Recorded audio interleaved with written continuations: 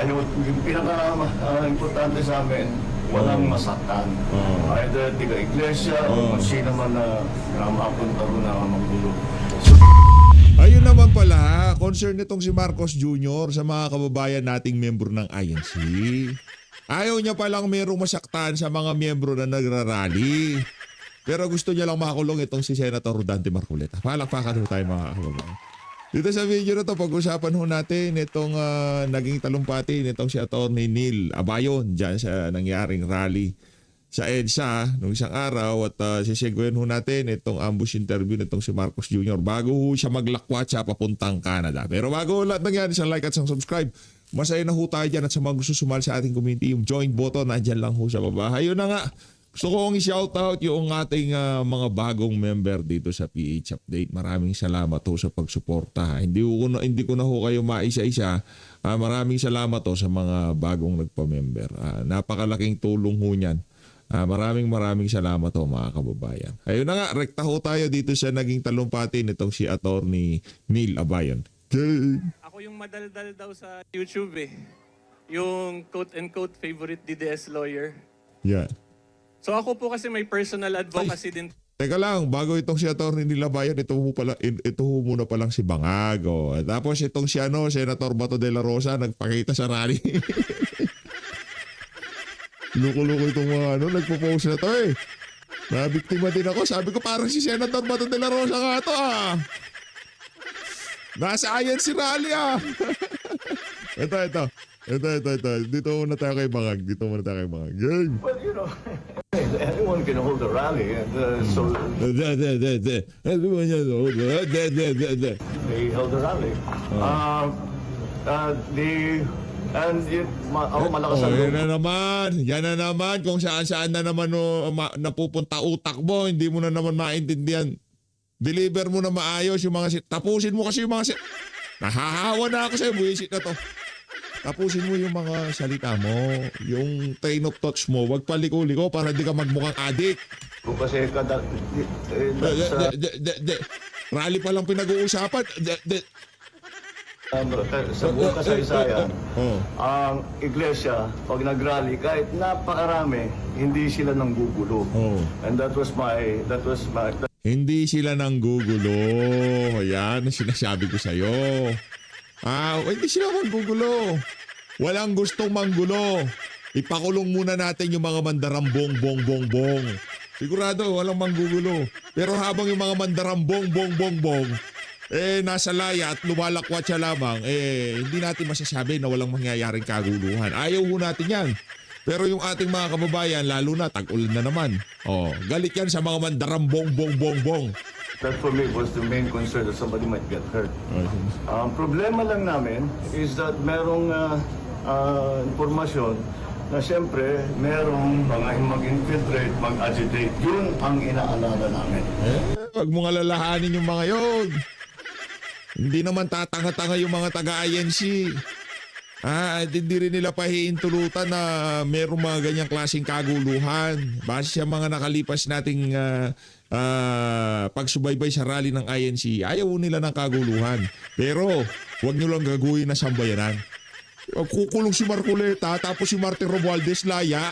Anak ng toka. Problema yun. Anong mag-infiltrate?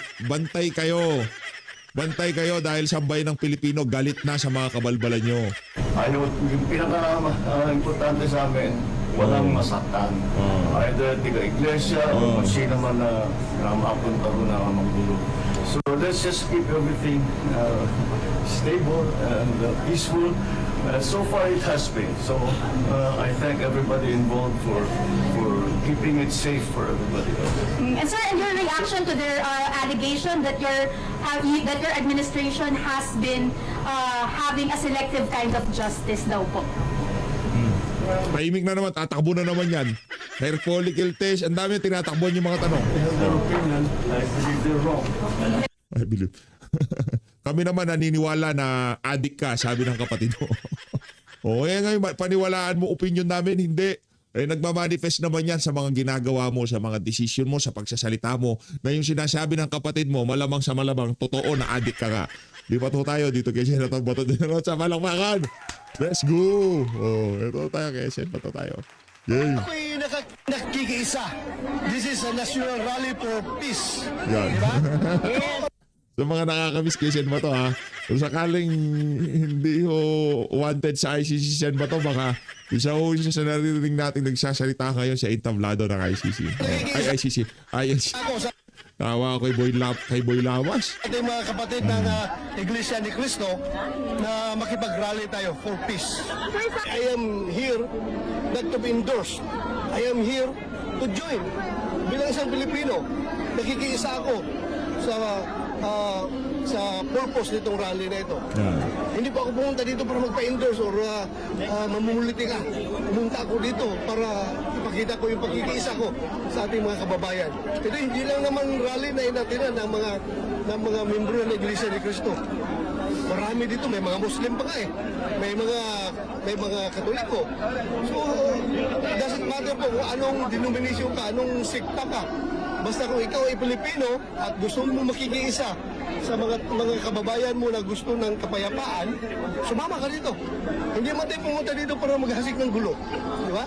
Pumunta tayo dito para gusto natin ma-achieve ang peace. Magkakaisa at tahimik ang bayan. Ako'y Nag-iisa ho itong si Sen Bato ha, at ako'y naniniwala na kung sakaling available si Sen Bato, ano yan, nandyan yan ha.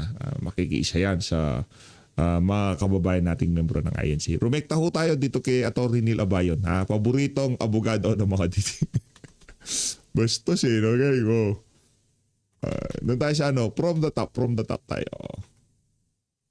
Ayan. nakikiisa. Ay, hindi. Kasi Bato yan. Kasi Atty. Wala pong Abayon. uwian ha. Wala pong uwian kay Gikapoy ko ka. Ang layo po ng nilakad ko galing Garnet. Dumaan kami dito eh. Kaya wala po talaga muna tayong uwian. So, una-una po sa lahat, gusto ko muna pasalamatan po yung INC for organizing this kind of event. Kasi, kilala niyo po ba ako? Hindi.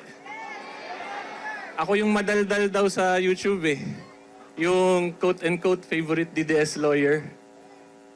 So ako po kasi may personal advocacy din talaga ako na mag-explain ng batas, di ba?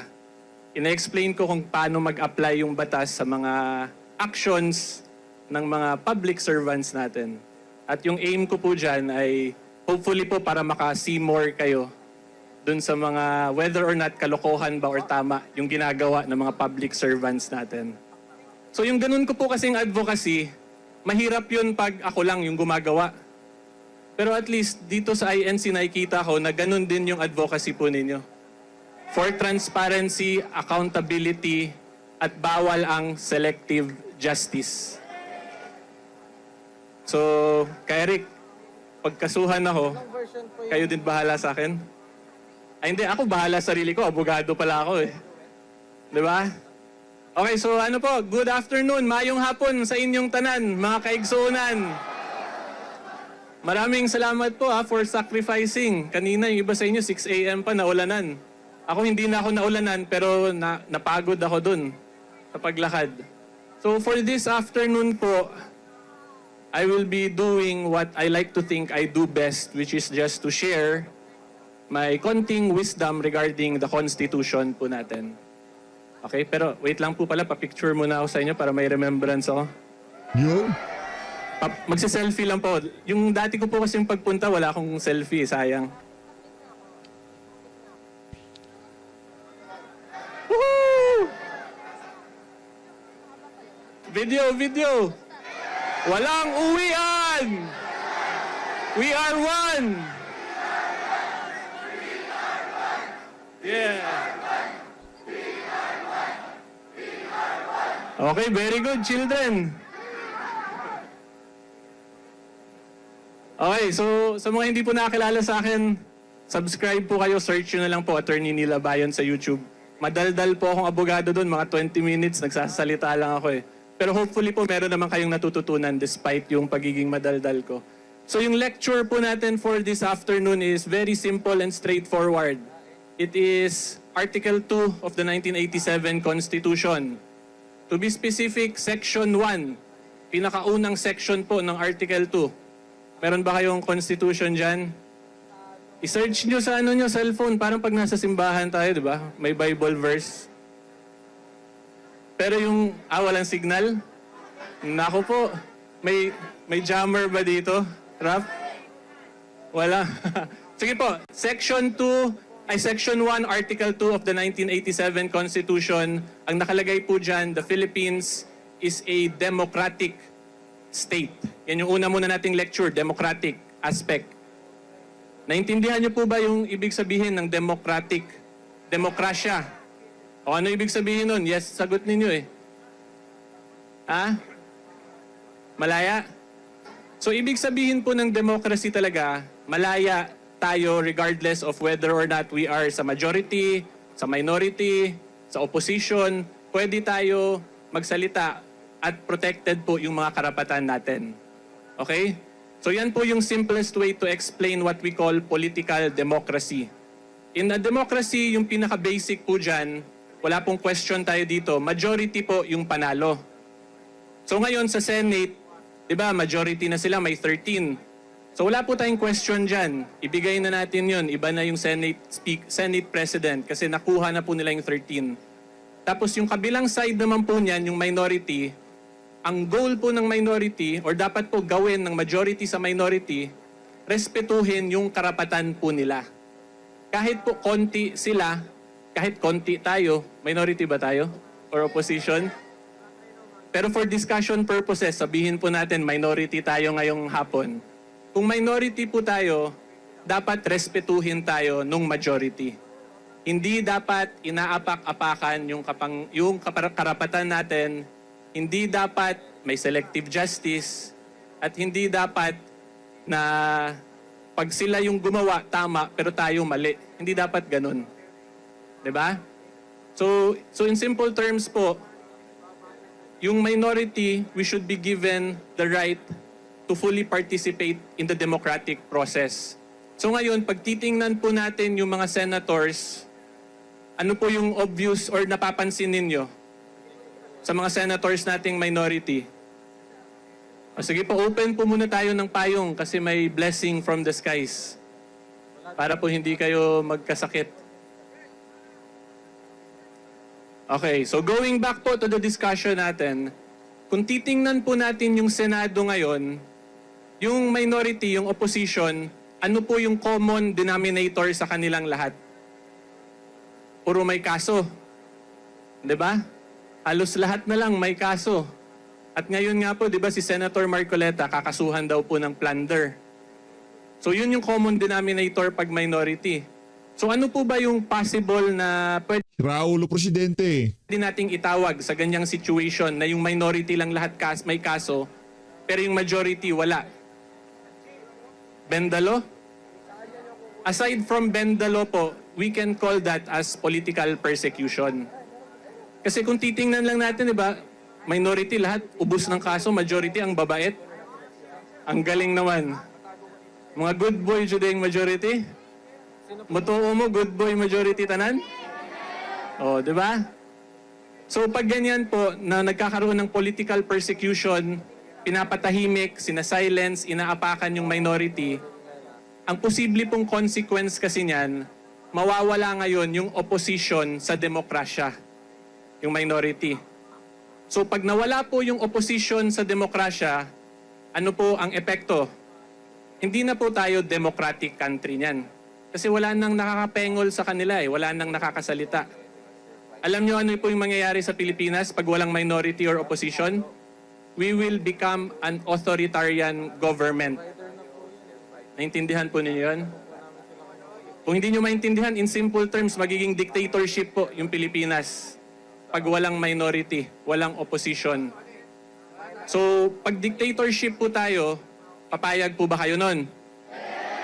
Hindi po talaga dapat tayo pumayag kasi that is unconstitutional, illegal po yan. Kasi ang nakalagay po sa Section 1 of Article 2, the Philippines is a democratic state. Hindi po nilagay doon the Philippines is an authoritarian or dictatorship state. Kaya hindi po dapat pinipolitically persecute, inaapakan, sinasilence yung opposition senators, including your beloved Senator, Senator Dante Marcoleta. Hindi po dapat ganun yun. Kung gusto po ng majority matalo yung minority, they should do it in the constitutionally allowed ways, which is via election process. Di ba, panahon po nila PRRD, ano nangyari nung 2019 election, if I'm not mistaken? Di ba yung opposition senator nun, diretso, ano yun? Diretso saan sila nga nun? Inodoro. O, diretso Inedoro. Oo. Pero Ocho dinaan diretso. po nung group nila PRRD via the electoral process. Hindi nila kinasuhan ng kinasuhan, hindi po nagkaroon ng political persecution. Parang hindi nyo naman naintindihan po ata. Diba? So, yan po yung first aspect ng republika natin. And gusto ko po talaga sana ma-instill yun sa inyo kasi yung constitution natin, yan po yung nagpapatakbo talaga ng republika ng Pilipinas. That is the very foundation of a country. So kung wala yung constitution natin, edi yung naghari-harian na lang yung mga tao. Eh hindi po pwede yun, di ba? Hindi tayo papayag doon.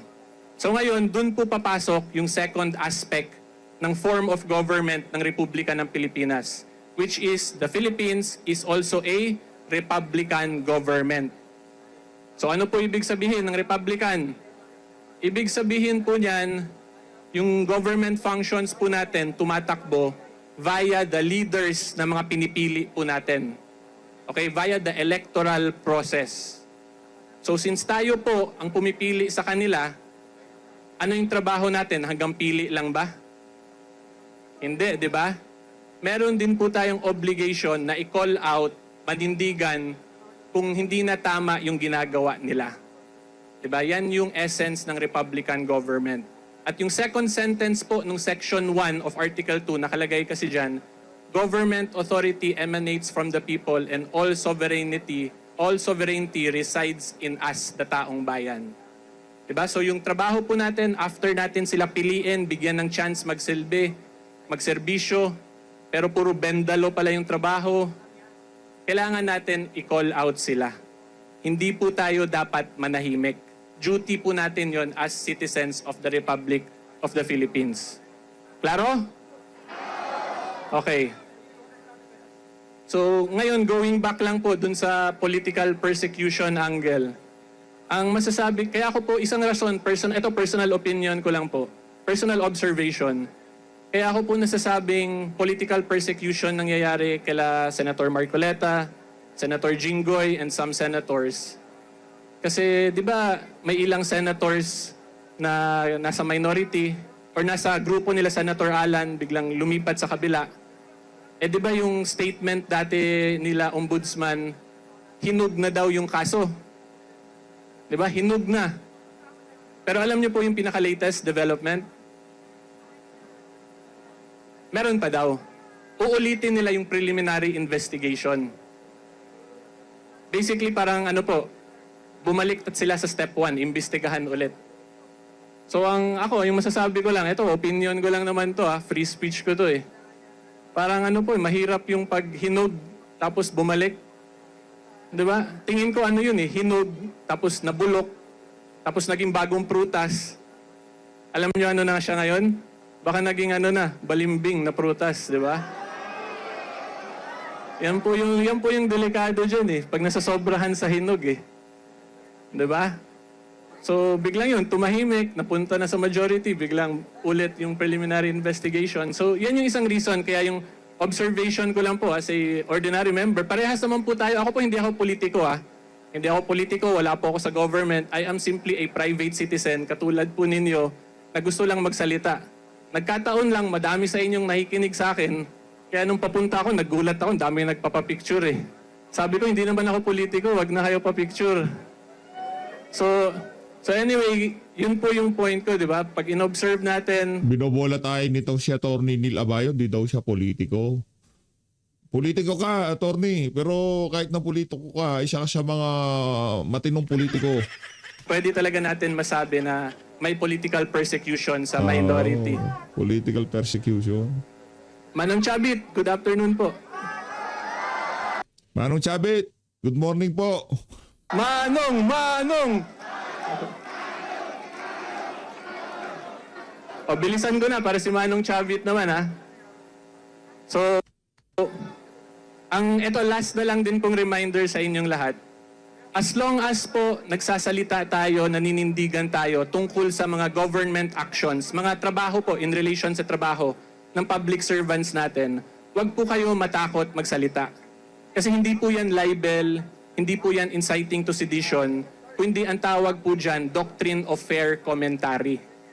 Okay? As long as yung kinikriticize po natin yung trabaho nila, actions at yung statements nila.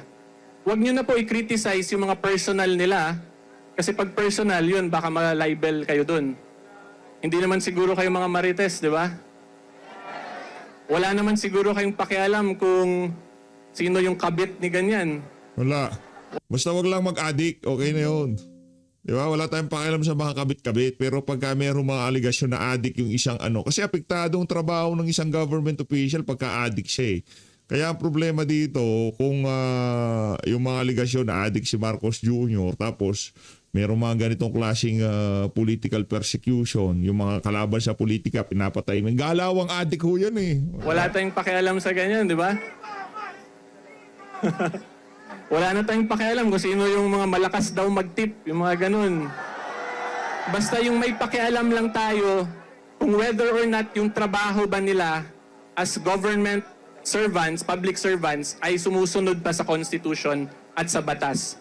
Mag-stick lang po kayo doon, yun lang doon tayo mag-comment, hindi po tayo malalibel dyan. Okay? So yan lang po ang masasabi ko sa inyong lahat, may fellow taong bayan, mga kasimor. Hopefully po may may naintindihan. Marami ho tayong naintindihan doon sa pagpapaliwanag nitong si Atty. Nilabayon. Rekta ho tayo dito kay Atty. Ferdy Topacio. Remulla. He says the plunder case against Senator Rodante Marcoleta will proceed despite the massive rally organized by the Iglesia ni Cristo in support of the lawmaker. Remulla insists there is no selective justice. What's next for Marcoleta's allies? Let's get on point with Attorney Ferdinand Topacio. Hello, sir. Welcome to On Point. Again, we meet, but this time at night. Yes, this is getting to be a habit. Anyway, good We evening. have to stop meeting like this. Ayon. Kasi yung huli po natin, umaga, ano? But I'm always honored to be here at BNC. Ay, marami pong salamat. Okay.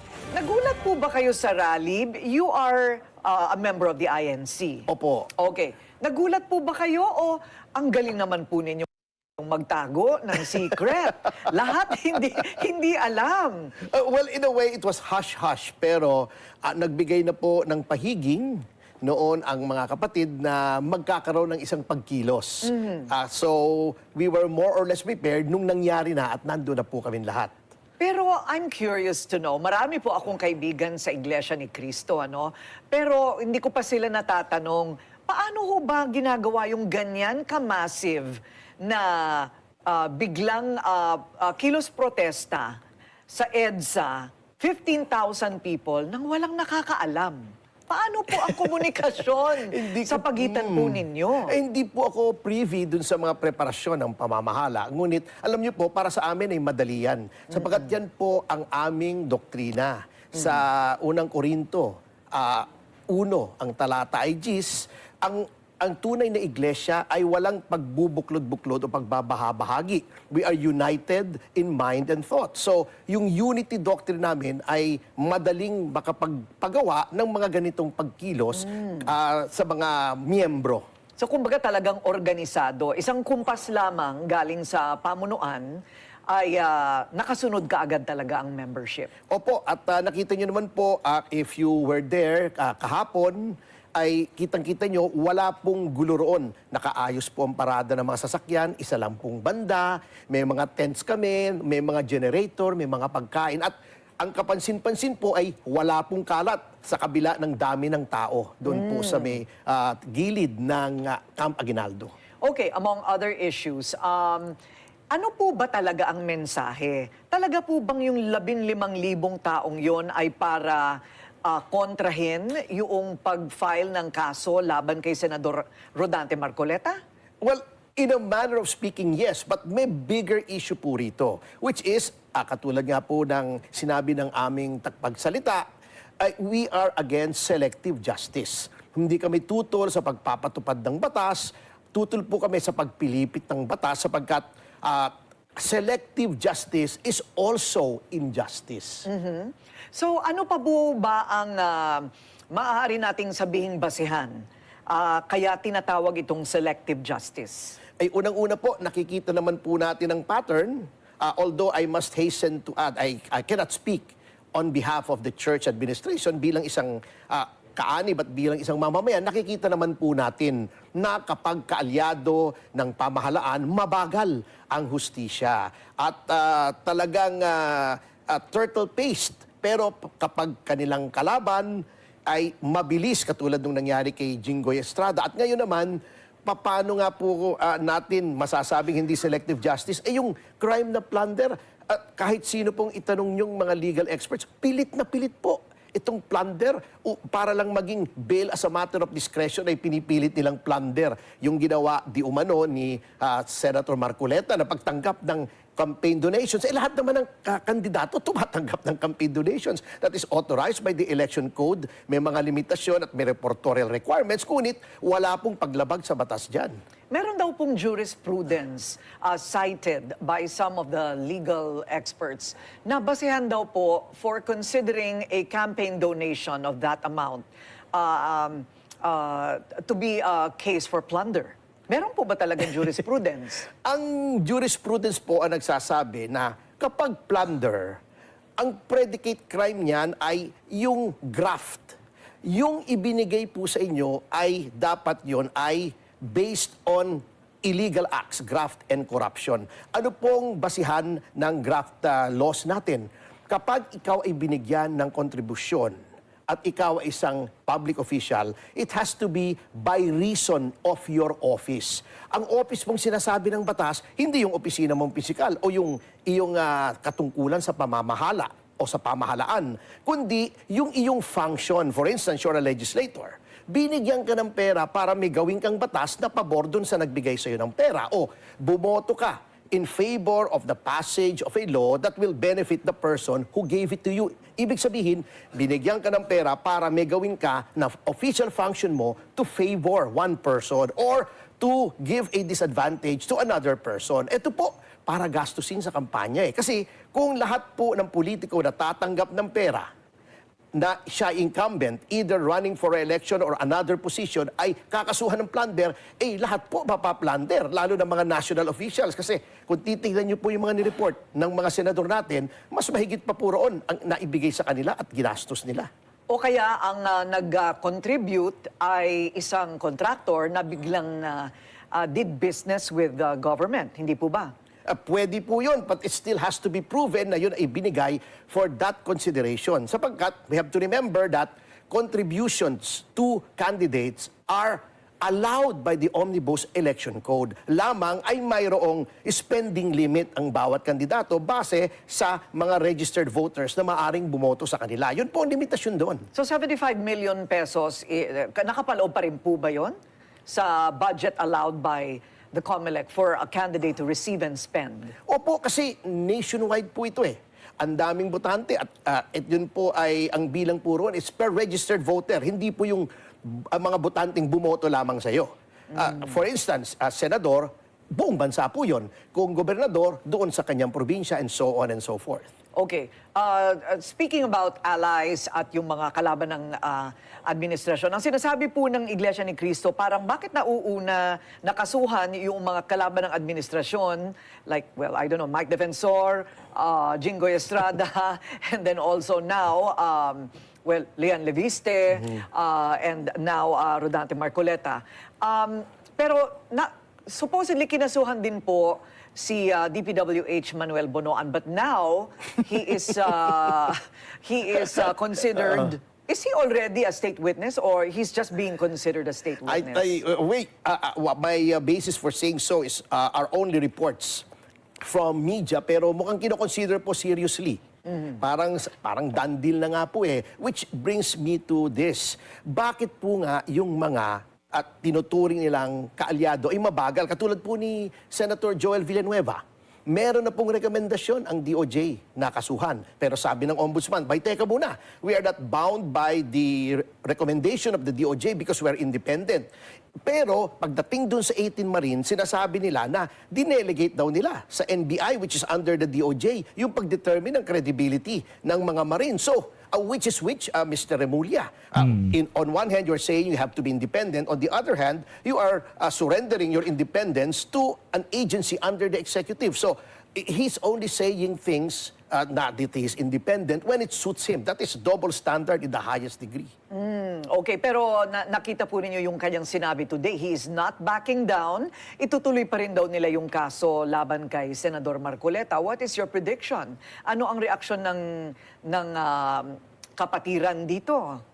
Kami naman po ay pumunta sa lansangan not for anything else but to show our disgust, our dismay at how things are being done under this administration.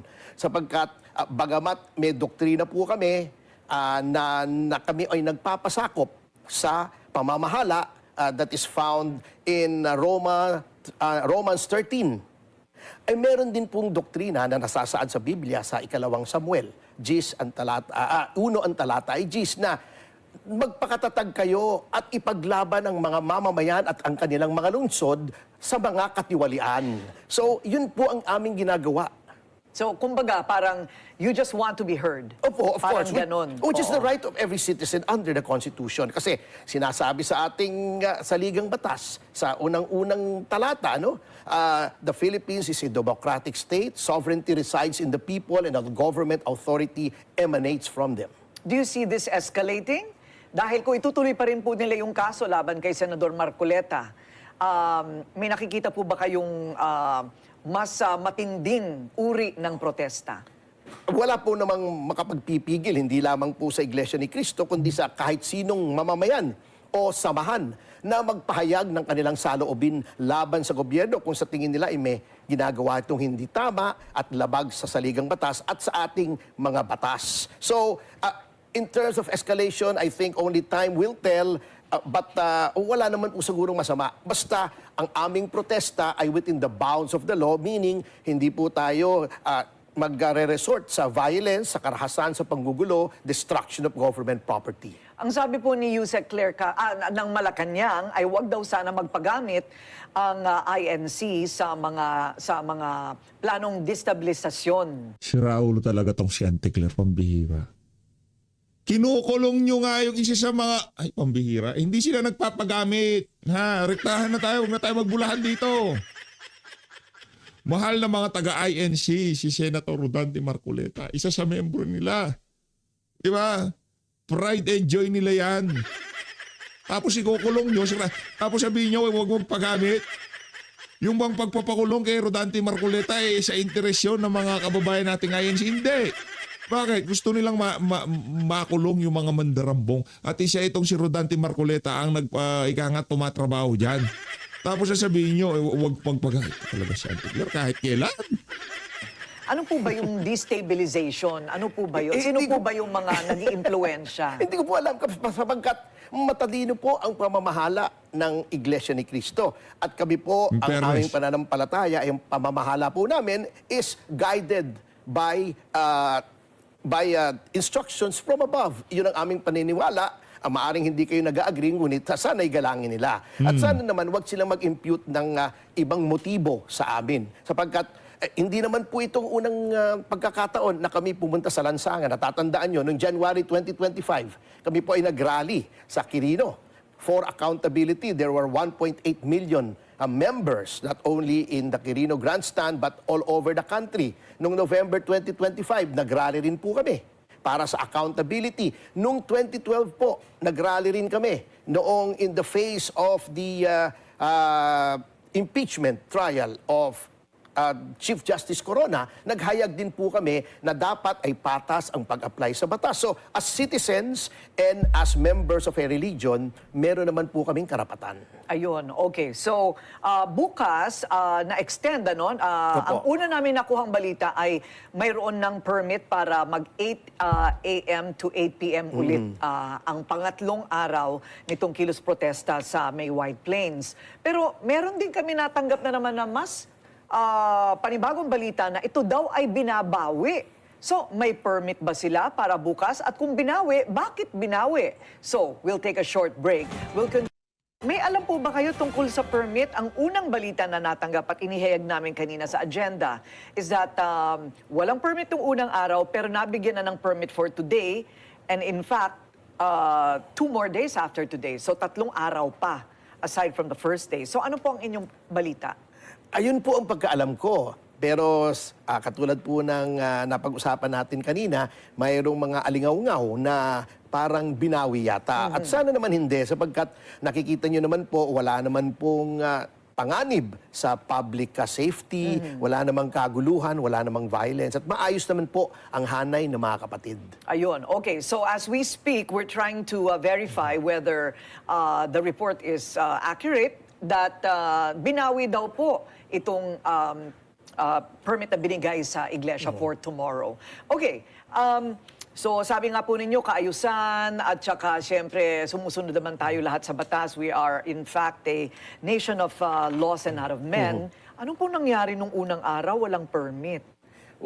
Hindi ko po alam. As I've said, I'm not an organizer. I'm just, ako isang pangkaraniwang kaanib po lamang na noong nasabihan ako na meron ngang pagkilos ay tumungo roon. Pero alam niyo po, sa isang democratic and republican system of government, ang ating pamahalaan should always give the benefit of the doubt in favor of greater constitutional and civil rights. Sapagkat yan po ay ayon din sa doktrina that the citizen is the smallest indivisible particle of sovereignty. At isa din po sa mga garantiya ng ating Bill of Rights ang right of the people to peaceably assemble and petition the government for redress of grievances. So, yan pong constitutional rights ang pinakamataas na antas ng karapatan ng mga taong bayan.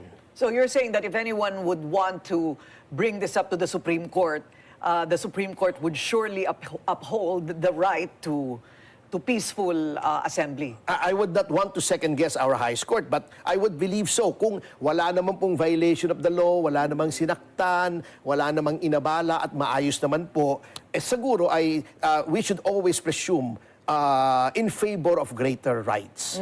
Okay. So, okay, that's well said.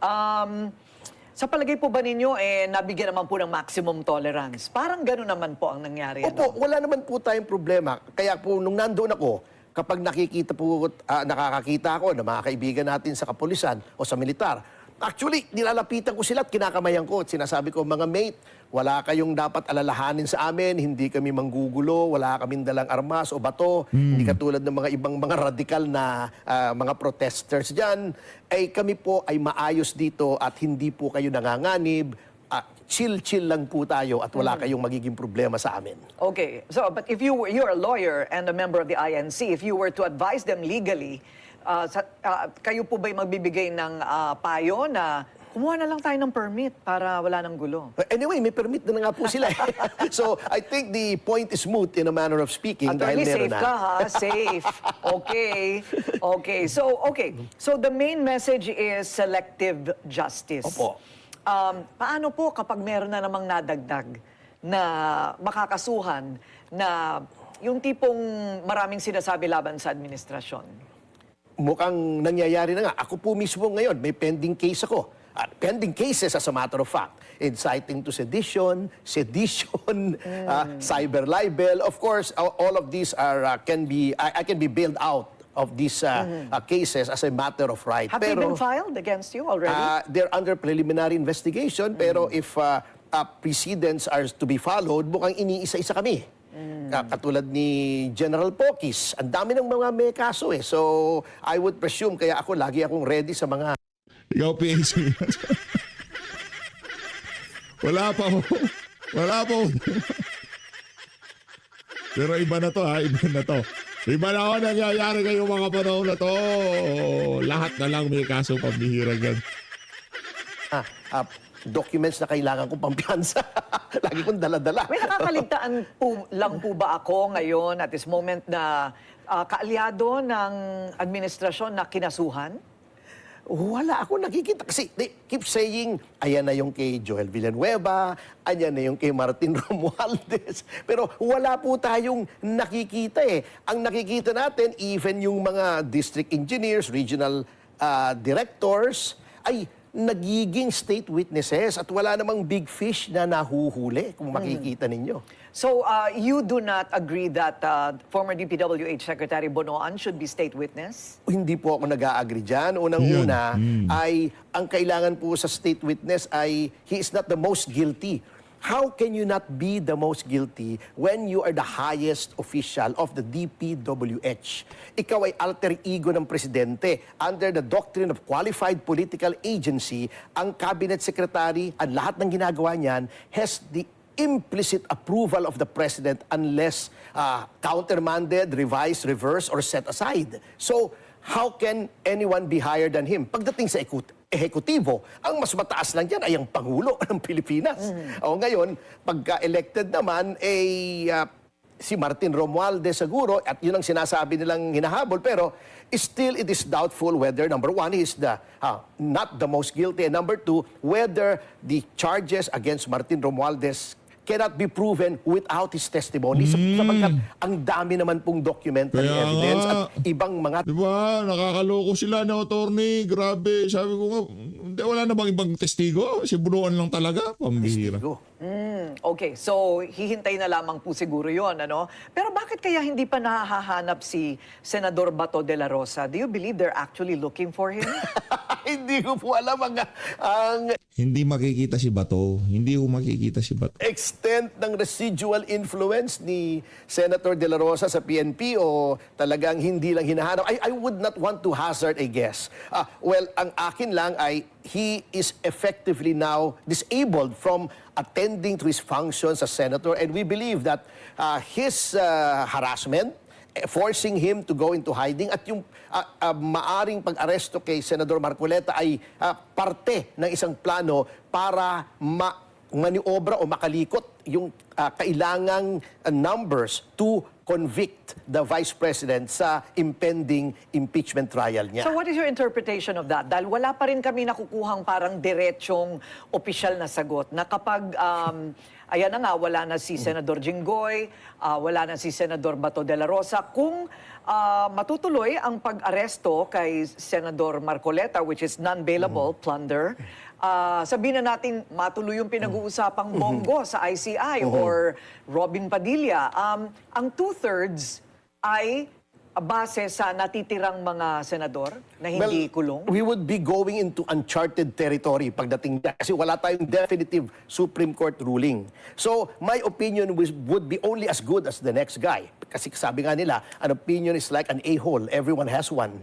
So, kung sasabihin kong ganito, there's another lawyer who will say otherwise. Pero ako, IMHO lang, IMHO, in my humble opinion, ang framers ng ating konstitusyon, ang gusto nila, an absolute supermajority of 16 para makakonvict. Kasi we are dealing with high elected officials, voted upon by the entire country. So we should not lightly remove them from their positions. Nor their right to vote or participate in the sessions? Yes, opo.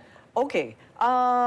Well, they are innocent until proven guilty. Hindi po ba? Definitely. Although it would appear na from the pronouncements of the executive na parang nahatulan na. Pero paano po ba sila magpa-participate dyan sa, sa impeachment trial kung sila po'y nakakulong? Ayun po, hindi talaga sila makaka-participate unless meron pong magagawang legal way na sila ay hayaan ng hukuman na mag-attend sapagkat a person under custody is in custodia legis. Nasa custody po yan ng hukuman na nag-issue ng warrant. At pwede naman pong sabihin, halimbawa house arrest, hospital arrest, or since you are a senator of the republic, pwede namang hilingin sa korte na baka pwedeng mag-participate on a matter that is of primordial importance to our democratic system. Okay, last question. Itong we digress, no? Going back to the rally that is still, I think, ongoing. Kailangan alam natin kung talagang ano sila, no? Ongoing pa rin. po, ongoing. In Pero fact, I'm hanggang- going there after. Oh, you are? Magpapalit lang ako ng t-shirt. But you're supposed to end at 8 p.m. Hala, ayan na naman tayo. Maaga-aga pa naman, kaya pang Okay. humabol. Pero sir, magsasaing tablado po kayo doon? Kahapon po ay hinilingan po kung magsalita, ngunit ang sabi ko ay hindi naman ako politiko, maaari bang kumanta na lang ako at pinagbigyan naman ako. Ano sir ang Pamira kinanta? talaga itong si Atty. Ferdy. Ayun na nga mga kababayan, dito na natatapusin ang ating reaction video. Kaugnay dyan sa mga panggigipit na ginagawa nitong ADIC administration na to sa kanilang mga kalaban sa politika. Kung sakali man, halimbawa, yung tipong sa panahon ni VP Sara, yung talagang pilit na pilit yung galawan para mapahirapan yung mga kalaban sa politika. Magsasalita ho tayo. Sasabihin ko na ang admin ni VP Sara ay mali na yung ginagawa. Pagka walang basihan, yung tipong dahil lang kalaban nitong ano na to, kalaban sa politika, natripang kasuhan, natripang pakulong. Magsasalita ho tayo parang galawang Marcos Jr. na to. Pero ito kasing nangyayari dito kay Senator Rodante Marcoleta, pilit na pilit ika nga nitong si Atty. Ferdy Topacio. Kaya marami sa ating mga kababayan na inaalmahan yan, gustong gawin, ang gustong mangyari na yan ng ombudsman. So Lois, maraming salamat to sa pagsuporta sa page update. Pero kung sakaling ipakulong ito si Martin Romualdez, si Marcos Jr., si Lisa Araneta Marcos at lahat ng nagnakaw, ngayong mga panahon na to, sa panahon ni VP Sara, hindi ko tayo kukontra dyan. Dahil yan ang panawagan natin ngayong mga panahon na to, nagsusumigaw na ang ebidensya, nakalatag na pero ayaw pa rin silang panagutin. Kaya naman, sambayan ng Pilipino magpapanagot dito sa mga kawatan na to. Marino natin Pilipinas.